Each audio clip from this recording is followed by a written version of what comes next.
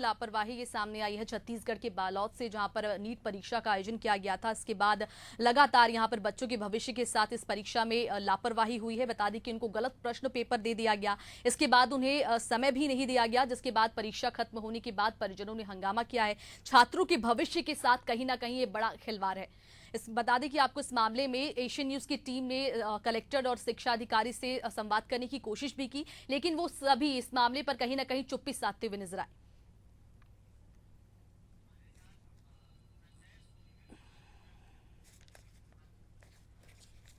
वहीं इस मामले में हमारे साथ संजय सोनवीर पलक विस्तार जानकारी के लिए जुड़ चुके हैं। सर, आपका बहुत स्वागत है एशियन न्यूज में। जी जी सर, जैसे कि नीट जैसी राष्ट्रीय स्तर की परीक्षा में ये बेहद ही बड़ी लापरवाही सामने आई है। बच्चों को गलत प्रश्न पेपर दे दिया गया, उसके बाद उन्हें समय भी नहीं दिया गया भरपूर। इन सभी घटनाक्रम का जिम्मेदार कौन होता है सर? देखिए, सबसे पहले तो इस परीक्षा में पूर्ण परीक्षा के दौरान पे एक नहीं दसों प्रकार की गलती की गई। सबसे पहले तो बच्चों को जो प्रश्न पत्र बांटे जाते हैं उसमें नियमतः उनको कम से कम 15 से 20 मिनट पहले वो प्रश्न पत्र दिए जाते हैं, जिस पर वो अपना नाम और रोल नंबर वगैरह लिखते हैं। उसके बाद 2 बजे वो अपने उस प्रश्न पत्रों की सीट को खोल करके आगे के उसमें अपना लिखने का काम जारी करते हैं। लेकिन इनको एग्जैक्ट 2 बजे दिया गया, उसके बाद 40 मिनट के बाद में फिर दूसरा प्रश्न पत्र दिया गया और वो पुराने वाले प्रश्न पत्रों को वापस ले लिया गया। तो इस प्रकार से एक नहीं दसों प्रकार की इनकी द्वारा गलती की गई थी। वहाँ जो प्रशिक्षण उनको प्रॉपर वे पे जो वहाँ के टीचर्स थे उनको जो मिलना था वो प्रशिक्षण भी नहीं मिला था। एडमिट कार्ड होता है जो बच्चों को निकलते समय वहाँ पे रहता है परीक्षा केंद्र पर, उसको भी वो छात्रों को लौटा रहे थे कि छात्रों के द्वारा उनको बताया गया कि इस एडमिट कार्ड को वहाँ पे आपको रखना है करके। तो इस प्रकार से अनेकों वहाँ पे त्रुटियां हुई है और इनके द्वारा शुरू में ये बोला गया कि वो 40 मिनट के बाद में आपको जो दूसरा प्रश्न पत्र दे रहे हैं तो हम आगे आपके 40 मिनट का जो समय है उसको आपको एक्सटेंशन दिया जाएगा। लेकिन जैसी ही परीक्षा अवधि समाप्त हुई उनको दबाव पूर्वक में डरा के धमका के उन प्रश्न पत्रों को वापस ले लिया गया उनके द्वारा। और इसकी हमने लिखित शिकायत माननीय कलेक्टर महोदय को, थाने में भी एफआईआर हमने करने की मांग की हुई है। जिलाध्यक्ष है, हम सारे बहुत सारे पालकगण और विद्यार्थीगण हम सब गए हुए थे और इस पर न्याय की गुहार की गई है। क्योंकि इन सब घटना चक्र से वर्तमान में जो विद्यार्थी हैं और पालकगण भी मानसिक प्रताड़ना के दौर से गुजर रहे हैं और इससे आहत अगर होकर कोई बच्चा या पेरेंट्स कोई अगर गलत कदम उठा लेता है, कोई जनहानि होती है, तो इसकी जवाबदारी किसकी होगी? इसको लेकर हमने माननीय कलेक्टर महोदय से मुलाकात की है और न्याय की गुहार की है।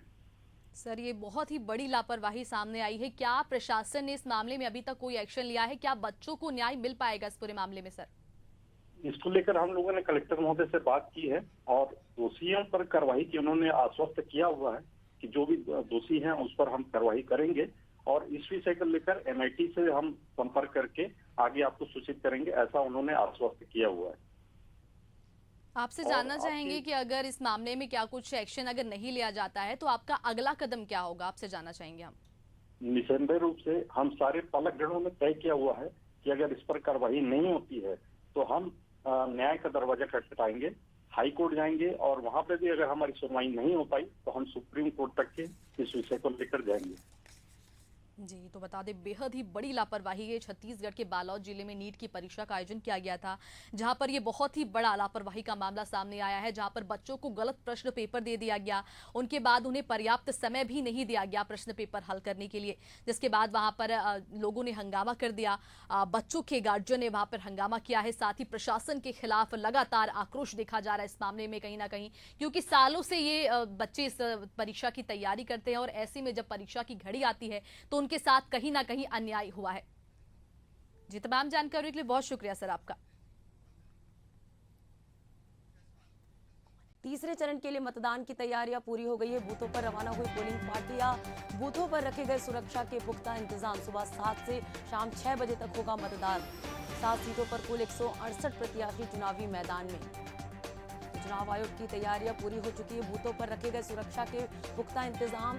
7 सीटों पर कुल 168 प्रत्याशी चुनावी मैदान में होंगे। सुबह 7 से शाम 6 बजे तक मतदान होगा। 7 सीटों पर कुल 168 प्रत्याशी चुनावी मैदान में होंगे। तो तीसरे चरण के लिए चुनाव आयोग की तैयारी पूरी हो चुकी है। बूथों पर पोलिंग पार्टियों को रवाना किया गया। 7 सीटों पर कुल 168 प्रत्याशी चुनावी मैदान में होंगे। वहीं बूथों पर सुरक्षा के पुख्ता इंतजाम रखे जा रहे हैं।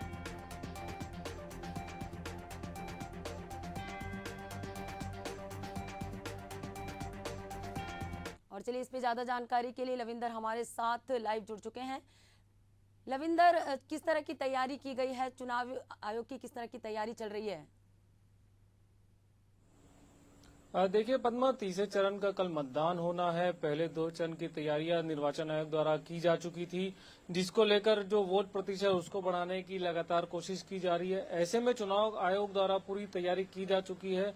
आज पोलिंग पार्टी अपने स्थानों के लिए रवाना होंगी बीटीआई ग्राउंड से।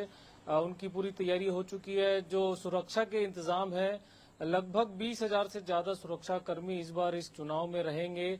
खास करके इस 7 लोकसभा क्षेत्रों में चुनाव होने हैं। ऐसे में जो सुरक्षा के कड़े इंतजाम किए गए हैं, हालांकि कोई संवेदनशील क्षेत्र नहीं है, लेकिन फिर भी सुरक्षा के इंतजाम किए जा चुके हैं। निर्वाचन आयोग द्वारा उसकी तैयारियों का जायजा लिया है।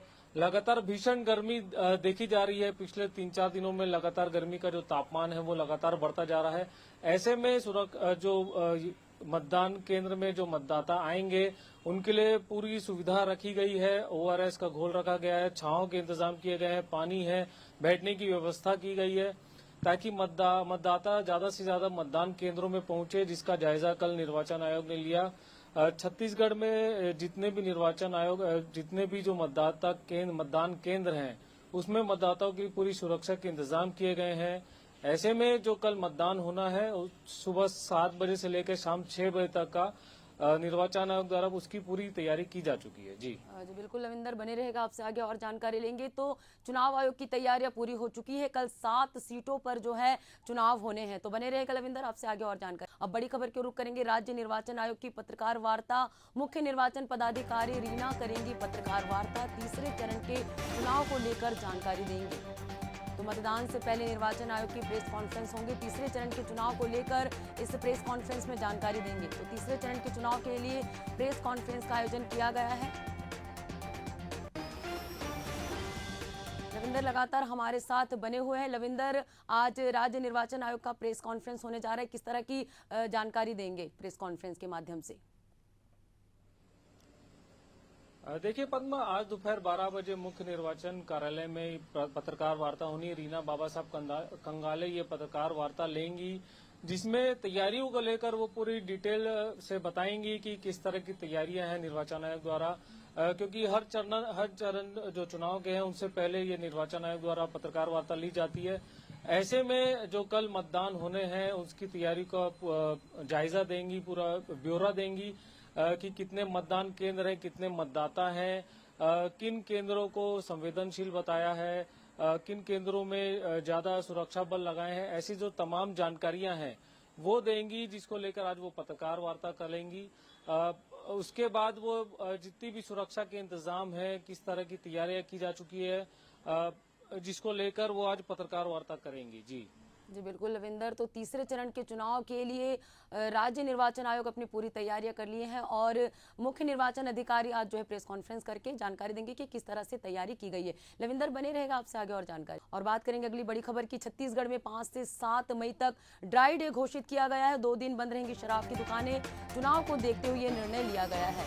तो छत्तीसगढ़ में 5 से 7 मई तक ड्राई डे घोषित किया गया है। 2 दिन तक शराब दुकानें बंद रहेगी। चुनाव को देखते हुए ये निर्णय लिया गया है।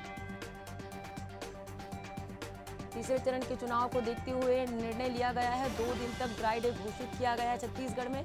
सहयोगी लविंदर हमारे साथ लगातार बने हुए हैं। लविंदर, ड्राई डे घोषित किया गया है। 5 से 7 मई तक शराब दुकानें बंद रहेगी, क्या अपडेट है इसको लेकर?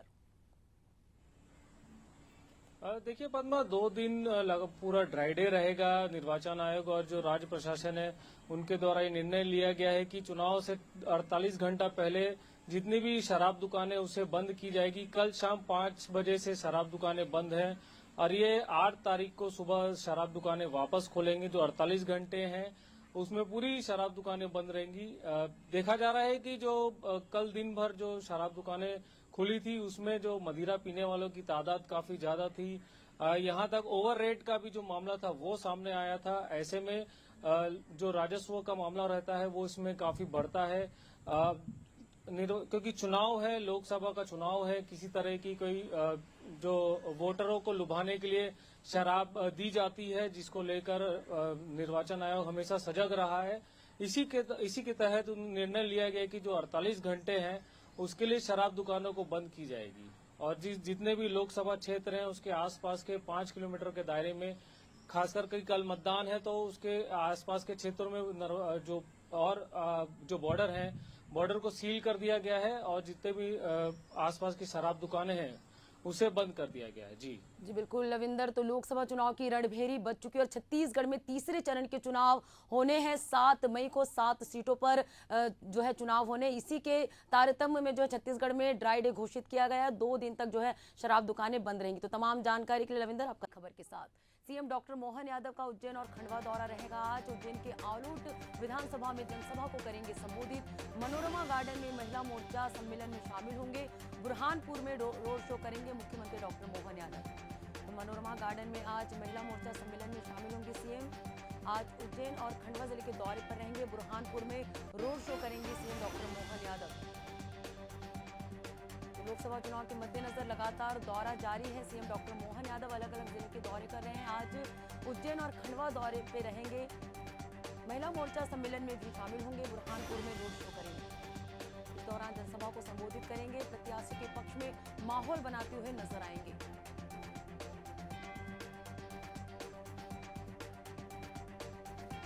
सीएम डॉक्टर मोहन यादव का आज उज्जैन और खंडवा जिले का दौरा रहेगा। इसमें ज्यादा जानकारी के साथ हमारे सहयोगी जो है रवि जुड़ चुके हैं। रवि, आज सीएम का अलग अलग जिलों का दौरा रहेगा, किस तरह का दौरा रहेगा और किस तरह का कार्यक्रम का आयोजन किया गया है? तो बता दूं कि मध्य प्रदेश में जो है भारतीय जनता पार्टी ने 29 सीटें जीतने का लक्ष्य रखा है और इसी को लेकर लगातार मध्य प्रदेश के मुख्यमंत्री डॉक्टर मोहन यादव जो है लोकसभा क्षेत्रों में जाकर चुनावी आम सभाओं को संबोधित कर रहे हैं। पार्टी प्रत्याशियों के पक्ष में वोट की अपील कर रहे हैं और इसी को लेकर आज उनका जो है उज्जैन और खंडवा क्षेत्र का जो है दौरा है। लेकिन उसके पहले वे छिंदवाड़ा जाएंगे। एक दुखद घटना जो घटी है, हमारे देश के जो जवान हैं जम्मू कश्मीर में पुंछ में वायु सेना पर हुए आतंकी हमले में छिंदवाड़ा के जो जवान हैं विक्की पहाड़े वे शहीद हो गए हैं। उनको श्रद्धांजलि देने के लिए सबसे पहले वे अब छिंदवाड़ा जाएंगे। 8:10 पर वे छिंदवाड़ा के लिए निकलेंगे और 9:10 पर वे छिंदवाड़ा पहुंचेंगे, जहां पर वे शहीद को श्रद्धांजलि देंगे और 9:40 पर वहां से रवाना होकर रतलाम पहुंचेंगे। रतलाम में वे ताल पहुंचेंगे। उसके बाद उनका जो तय शेड्यूल है जिसके तहत वे उज्जैन और खंडवा जिले का दौरा करेंगे। उज्जैन में वे आलोट विधानसभा में विशाल आम सभा को संबोधित करेंगे। 10:55 पर उनका ये कार्यक्रम होगा। दोपहर 12:05 पर उज्जैन की तराना विधानसभा में वे चुनावी आम सभा को संबोधित करेंगे।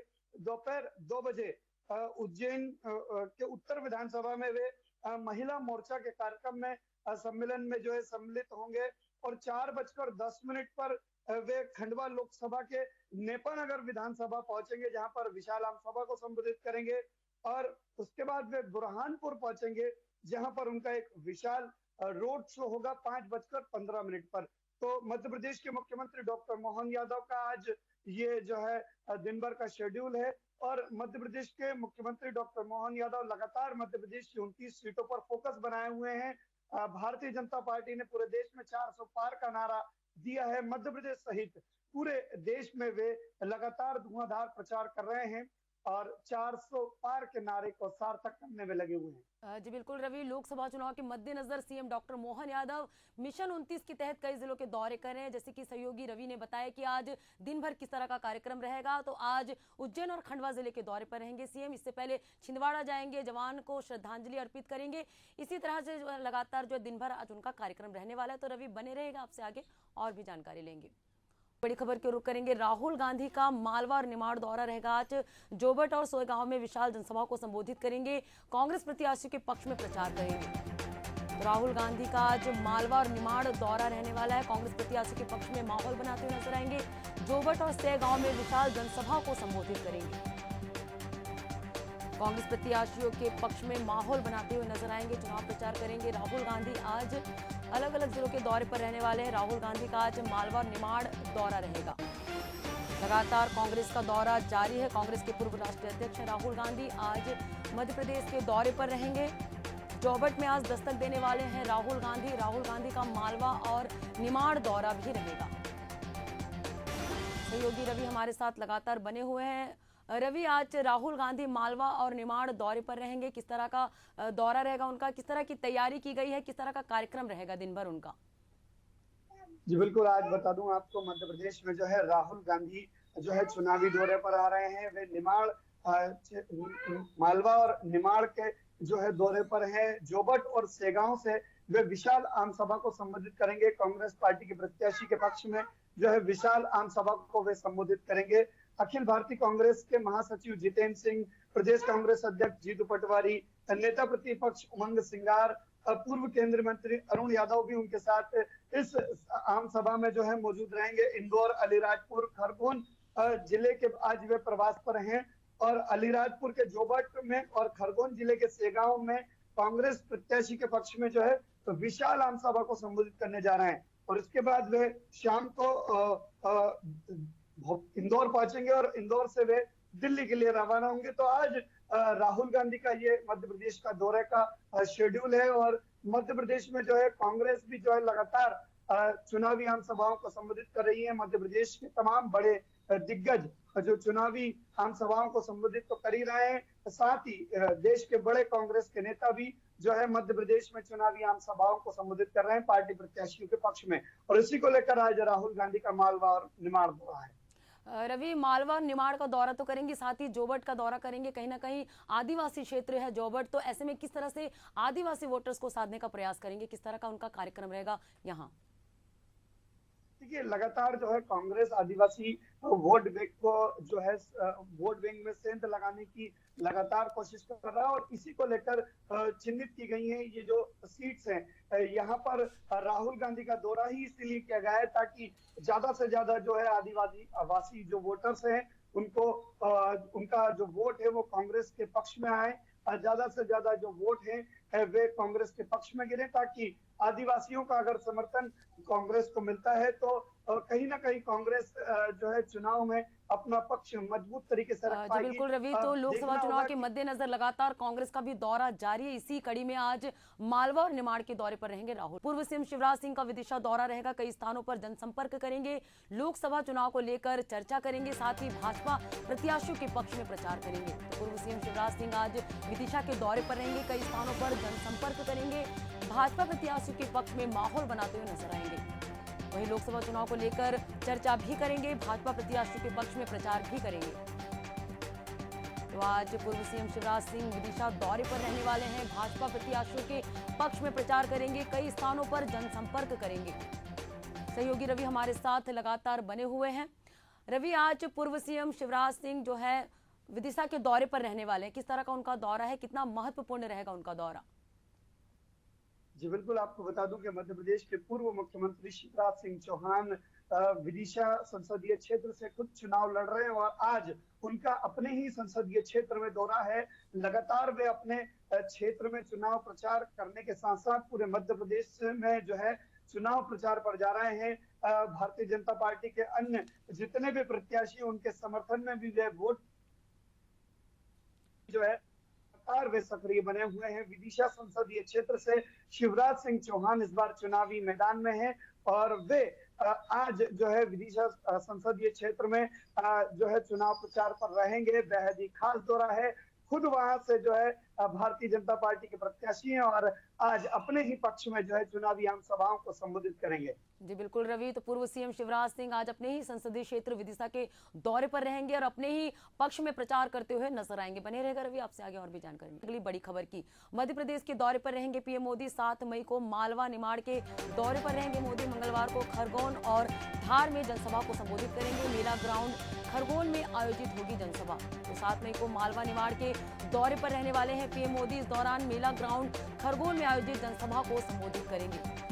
मध्य प्रदेश के दौरे पर रहेंगे पीएम मोदी। 7 मई को मध्य प्रदेश के मालवा और निमाड़ के दौरे पर रहेंगे पीएम। मेला ग्राउंड खरगोन में आयोजित जनसभा को संबोधित करेंगे। तो लगातार पीएम मिशन 29 के तहत मध्य प्रदेश के दौरे करें। एक बार फिर जो है मध्य प्रदेश के दौरे पर रहने वाले हैं पीएम।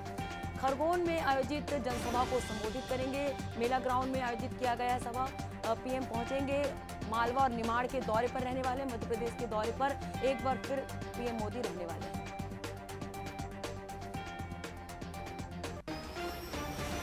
मुख्यमंत्री पुष्कर सिंह धामी का सिकंदराबाद दौरा रहेगा। भाजपा प्रत्याशी के समर्थन में प्रचार करेंगे। किशन रेड्डी के समर्थन में युवा सम्मेलन को संबोधित करेंगे। महबूबाबाद में भी भाजपा प्रत्याशी के समर्थन में प्रचार करेंगे। तो आज सीएम पुष्कर सिंह धामी जो है अलग अलग जिलों के दौरे करेंगे। महबूबाबाद में भी भाजपा प्रत्याशी के समर्थन में प्रचार करेंगे। प्रत्याशी के समर्थन में प्रचार करते हुए आज नजर आएंगे। सीएम पुष्कर सिंह धामी सिकंदराबाद के दौरे पर रहेंगे। भाजपा प्रत्याशी के समर्थन में प्रचार करेंगे। वहीं महबूबाबाद में भी भाजपा प्रत्याशी के समर्थन में प्रचार करेंगे। साथ ही किशन रेड्डी के समर्थन में युवा सम्मेलन को संबोधित करेंगे। महबूबाबाद में भी भाजपा प्रत्याशी के समर्थन में आज सीएम पुष्कर सिंह धामी जो है प्रचार करेंगे। सिकंदराबाद के दौरे पर रहेंगे आज पुष्कर सिंह धामी। बड़ी खबर आपको बता रहे हैं, भाजपा प्रत्याशी के पक्ष में माहौल बनाते हुए नजर आएंगे। महबूबाबाद में भी भाजपा प्रत्याशी के समर्थन में प्रचार करेंगे। और चलिए इस मामले में ज्यादा जानकारी के साथ सहयोगी स्नेह कमल हमारे साथ लाइव जुड़े हुए हैं। स्नेह कमल, आज सिकंदराबाद के दौरे पर रहेंगे पुष्कर सिंह धामी। किस तरह का दौरा रहेगा, किस तरह का कार्यक्रम रहेगा उनका? बिल्कुल, देखिए यहाँ पे अगर बात करें जिस तरीके से यहाँ पे पुष्कर सिंह धामी को स्टार प्रचारक के रूप में उतारा गया है मैदान में, वो आज तेलंगाना के दौरे पे है। और वहाँ पे अगर देखा जाए तो किशन रेड्डी जो वहाँ पे भाजपा प्रत्याशी है, उनके द्वारा जो है यहाँ पे एक युवा सम्मेलन रखा गया है। युवा सम्मेलन में आज वो जो है वहाँ पे प्रतिभाग करेंगे। उसके बाद जो भाजपा प्रत्याशी DK सीताराम नाइक है, उनके समर्थन में एक जनसभा को संबोधित करेंगे। और तमाम जो कार्यक्रम है उनके युवाओं को आकर्षित करने के लिए पुष्कर सिंह धामी का जो चेहरा है मैदान में उतारा गया है। जी सीएम पुष्कर सिंह धामी का आज सिकंदराबाद का दौरा रहेगा और किस तरह का जो कार्यक्रम का आयोजन किया गया है, किस तरह का इनका दौरा है, कितना महत्वपूर्ण दौरा माना जा रहा है? जी बिल्कुल, देखिए यहाँ पे अगर बात करें पुष्कर सिंह धामी का एक युवा नेतृत्व की बात करी जा सकती है। और जो पुष्कर सिंह धामी है, जिस तरीके से उन्होंने यहाँ पे उत्तराखंड के अंदर जो है UCC लागू किया, नकल विरोधी कानून जो है यहाँ पे लागू किया, जो मेधावी छात्र थे वो जो है पहले कहीं ना कहीं वंचित रह जाते थे अपने परीक्षा फल को लेके, उसके लिए यहाँ पे जो है कहीं ना कहीं युवाओं को साधने की कवायद जरूर की गई है। जी, युवा कार्यक्रम में पहुंचेंगे, किस तरह से युवाओं को जो है साधने का प्रयास करेंगे, युवाओं के बीच जाने वाले हैं आज?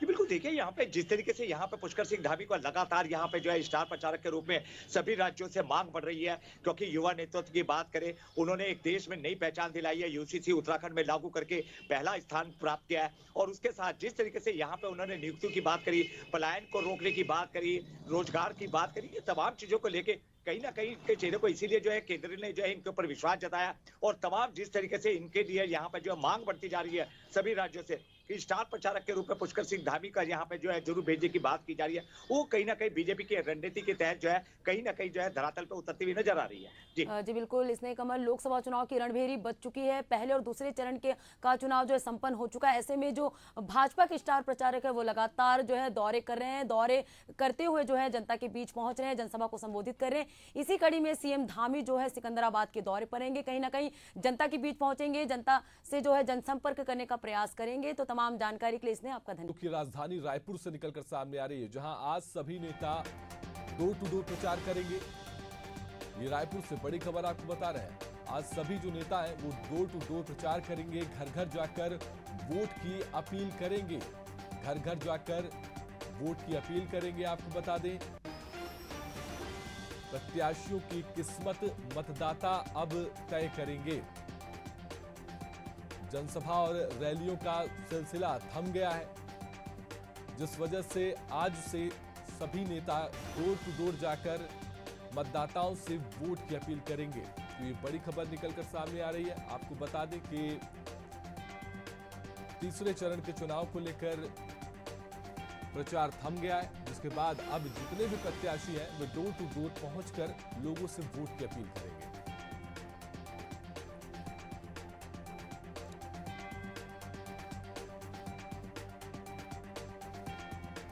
इसी खबर पर ज्यादा जानकारी के लिए हमारे साथ संवाददाता लविंदर जुड़ चुके हैं। जी लविंदर, चुनाव प्रचार थम गया है, अब डोर टू डोर पहुंचेंगे प्रत्याशी, किस तरह से देखते हैं?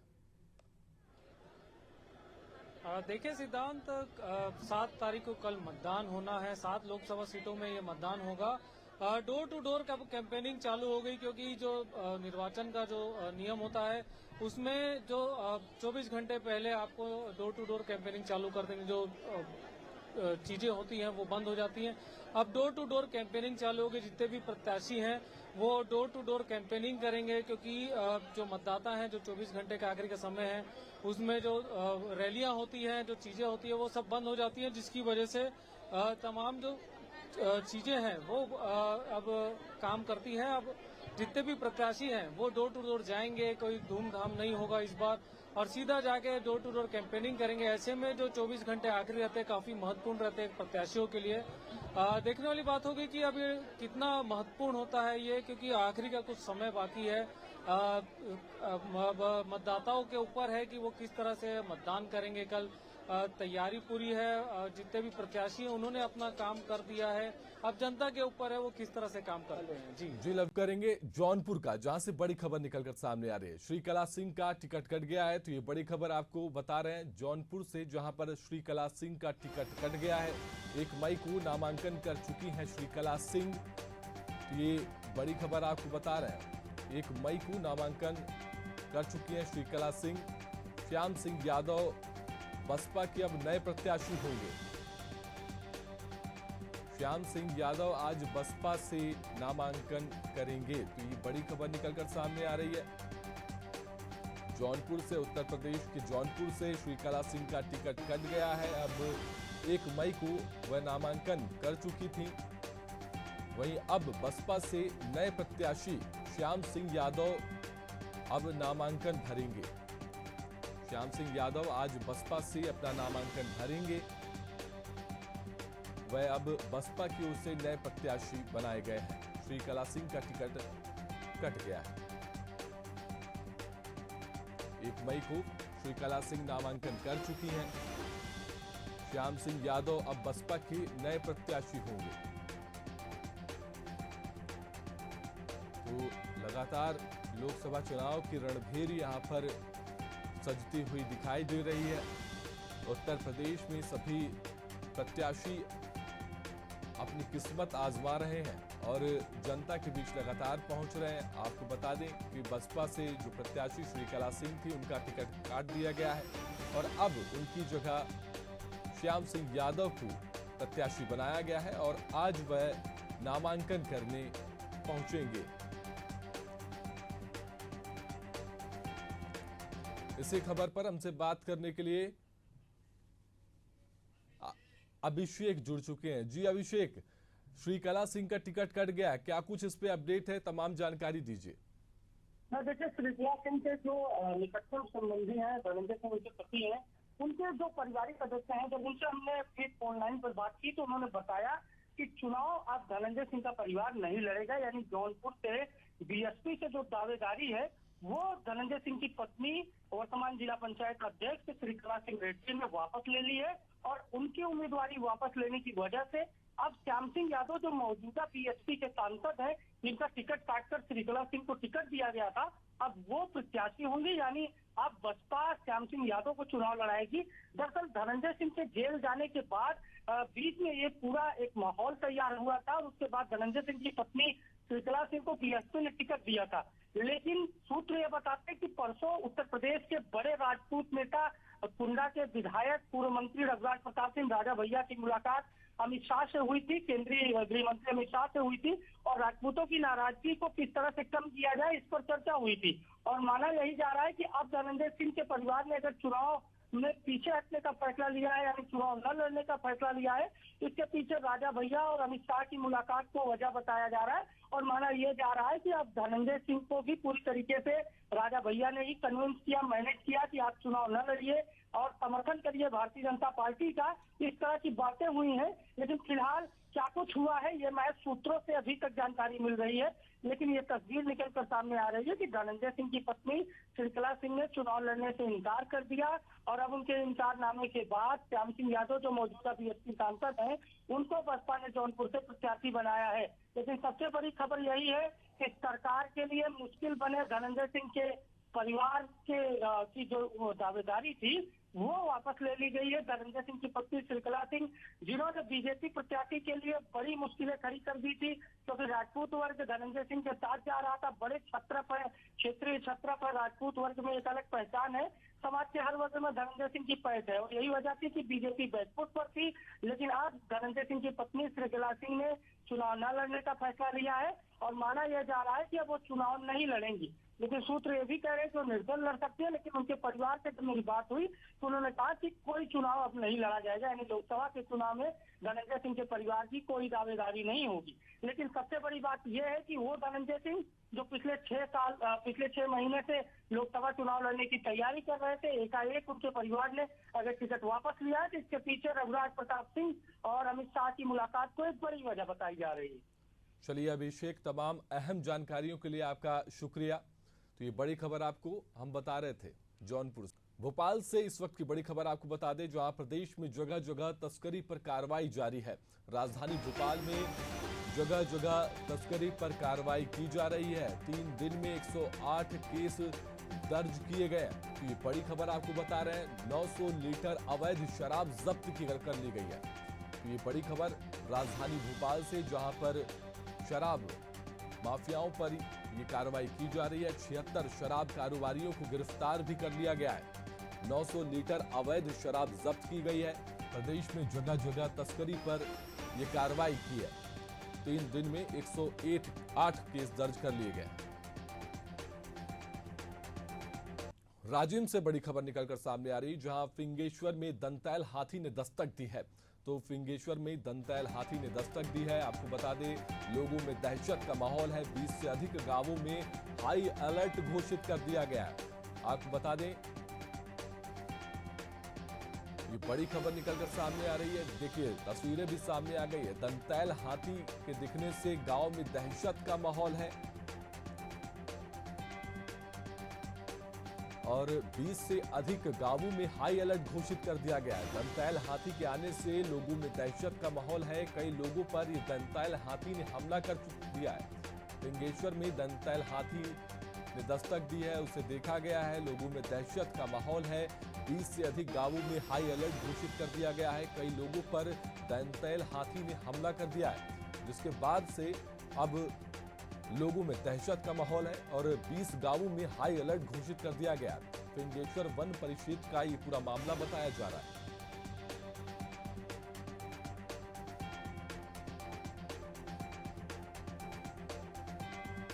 तो लखनऊ से बड़ी खबर मिल रही है। प्रियंका गांधी 40 सदस्यीय टीम के साथ रायबरेली पहुंची है। बता दें कि बार एसोसिएशन और महिला समूह से वो संवाद करेंगी और अलग अलग संगठनों के लोगों से संवाद करेंगी। साथ ही बार एसोसिएशन और महिला समूह से भी वो संवाद करने वाली हैं। तो बता दें, प्रियंका गांधी रायबरेली पहुंच चुकी है, जहां पर वो बार एसोसिएशन और महिला समूह से संवाद करने वाली है। लोकसभा चुनाव की तैयारियों को लेकर वो यहां पर माहौल जानेगी। साथ ही महिलाओं से संवाद करने वाली है वो। प्रियंका गांधी 40 सदस्यीय टीमों के साथ रायबरेली पहुंच चुकी है। तो लखनऊ से आपको बड़ी खबर बता रहे हैं, जहां पर प्रियंका गांधी 40 सदस्यीय टीमों के साथ रायबरेली पहुंची है। अलग अलग संगठनों के लोगों से वो संवाद करेंगी, साथ ही जनसभा को भी संबोधित करेंगी। तो लखनऊ से आपको बड़ी खबर बता रहे हैं, जहां पर प्रियंका गांधी 40 सदस्यीय टीमों के साथ रायबरेली पहुंच चुकी है। वहां पर वो बार एसोसिएशन और महिला समूह से संवाद करने वाली है और उनका हाल जानने वाली है।